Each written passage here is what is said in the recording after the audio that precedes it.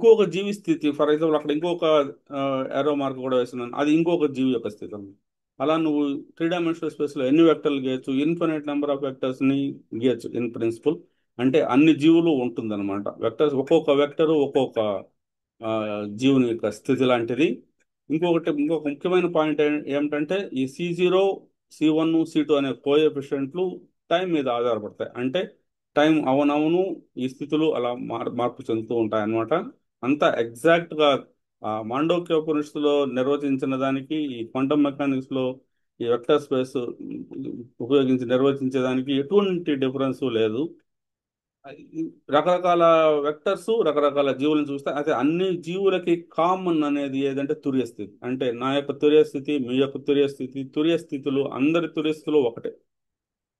రకరకాల చాలా తుర్య స్థితులు లేదనమాట. ఉన్న తుర్య స్థితి ఒక్కటే.